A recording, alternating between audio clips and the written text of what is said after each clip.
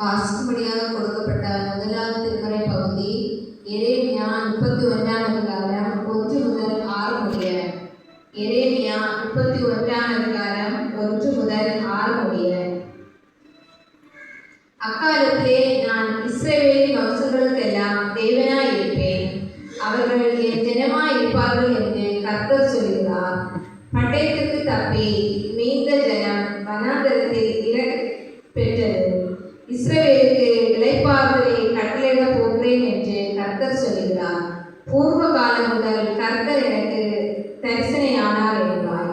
ஆம், அநாதி சிநேகத்தால் உன்னை சிநேகித்தேன், ஆதலால் காருண்யத்தால் உன்னை இழுத்துக் கொள்கிறேன். இஸ்ரவேல் என்னும் கன்னிகையை மறுபடியும் உன்னை கட்டுவிப்பேன், நீ கட்டப்படுவாய். மறுபடியும் நீ மேள வாத்தியத்தோடும் ஆடல் பாடல் செய்கிறவர்களின் களிப்புள்ள கூட்டத்தோடு புறப்படுவாய். மறுபடியும் சமாரியாவின் மலைகளிலே திராட்சை தோட்டங்களை நாட்டுவாய். நாட்டுகிறவர்கள் அவைகளை நாட்டி அதன் பலனை அனுபவிப்பார்கள். எழுந்திருங்கள், சீயோனில் நம்முடைய தேவனாய கர்த்தரிடத்துக்கு போவோம் வாருங்கள் என்று எப்பிராயீமிய மலைகளில் உள்ள ஜாமக்காரர் கூறும் காலம் வரும். வாசிக்கும்படியாக கொடுக்கப்பட்ட முதலாவது திருமறை பகுதி வாசித்து முடிந்தார் என்று கர்த்தாவுக்கே ஸ்தோத்திரம் உண்டாவதாக.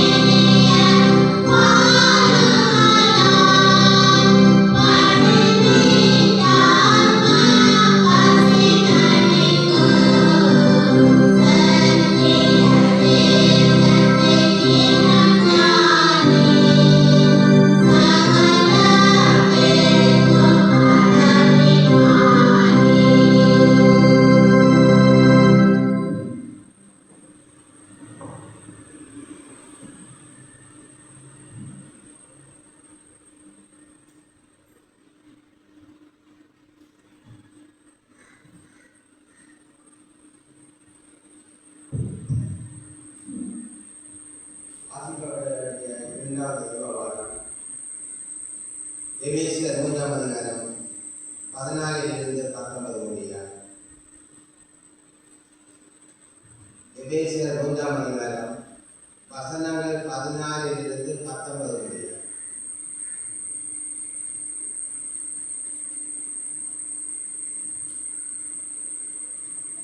இது நிமித்தம் நான் பரலோகத்திலும் பூலோகத்திலும் உள்ள முழு குடும்பத்தாருக்கும் நாம காரணமாக நம்முடைய கர்த்தராயிருக்கிற இயேசுவுடைய பிதாவை நோக்கி முழங்கால் படியிட்டு, நீங்கள் அவருடைய ஆவியினாலே உள்ளான மனுஷரில் நல்லமையாய் கலப்படவும் விசுவாசத்தினாலே கிறிஸ்து உங்கள் இருதயங்களில் வாசமாயிருக்கவும் நீங்கள் அன்பிலே வேறு நிலை பெற்றவர்களாகி சகல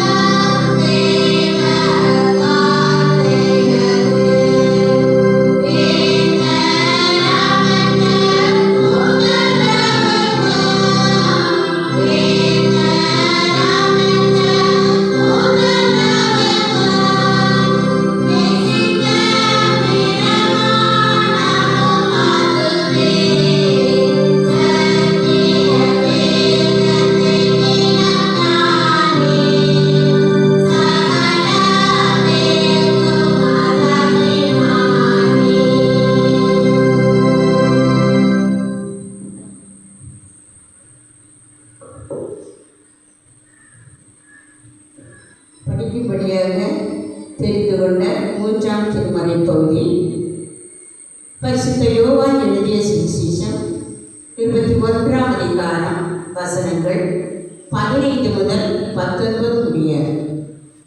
யோவான் 21 15 முதல் 19 வசனம் முடிய. சுவிசேஷ பகுதியை படிக்கும் போது நாம் யாவரும் எழுதி நிற்கும்படி அன்போடு வேண்டிக் கொள்கிறோம். அவர்கள் போஜனம் பண்ணிய பின்பு இயேசு சீமோன் பேதுருவை நோக்கி, யோனாவின் குமாரனாகிய சீமோனே, இவர்களையும் அதிகமாய் நீ என்னிடத்தில் அன்பாய் இருக்கிறாயா என்றார். அதற்கு அவன், ஆம் ஆண்டவரே, உம்மை நேசிக்கிறேன் என்பதை நீர் அறிவீர் என்றார். அவர், என் ஆட்டுக்குட்டிகளை மேய்ப்பாயாக என்றார். இரண்டாம் தரம் அவர் அவனை நோக்கி, யோனாவின் குமாரனாகிய சீமோனே, நீ என்னிடத்தில் அன்பாய் இருக்கிறாயா என்றார்.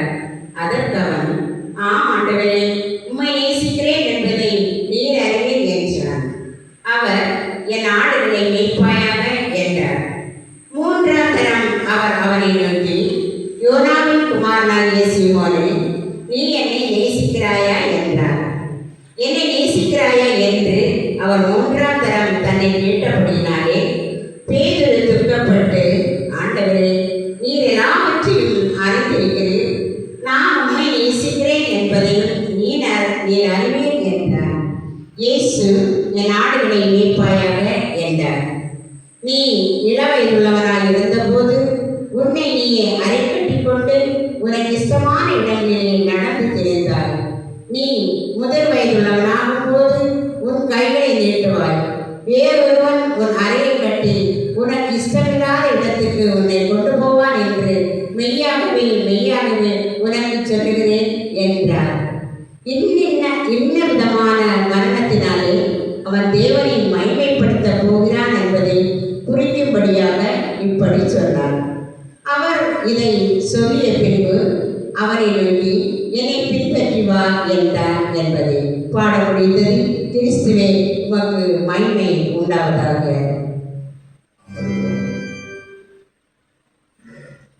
பெரியவர்களாக இருப்பதனாலே இந்த பாடுவது உங்களுக்கு கடினம் என்று நினைக்கிறேன். ஆகவே நாம் அமர்ந்து பாடகர்களுடன் எழுந்து நின்று 394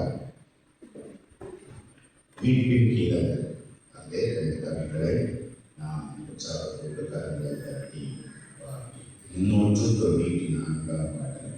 இதாவே ஆராதிக்கின்றோம், இயேசுவே அர்ப்பணிக்கின்றோம்.